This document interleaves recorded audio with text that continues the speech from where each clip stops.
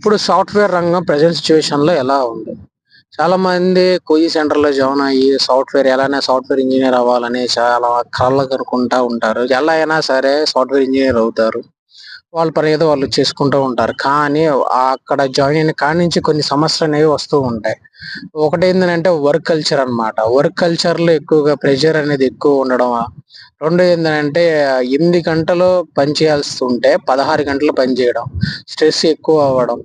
అది టార్గెట్స్ ఎక్కువ అవ్వడం. ఇలాగ వర్క్ కల్చర్‌లో ఇలా అన్నమాట.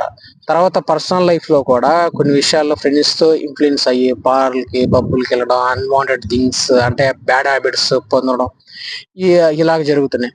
రెండో అంటే 2 కేటగరీస్ కూడా ఉన్నారు.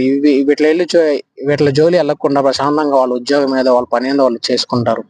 కానీ కొంతమంది వేరే వాళ్ళు చేస్తున్నారు. నువ్వు కూడా అలానే చేయాలి. అంటే నేను గాని అలా చేస్తే పరువు పోతుందని కొంతమంది సంథింగ్ వాళ్ళ లైన్స్ దాటి చాలా విషయాలు తప్పుదోవ పడుతూ ఉంటారు. ఇది సాఫ్ట్‌వేర్ రంగంలో ఉన్న major reasons. Thank you so much.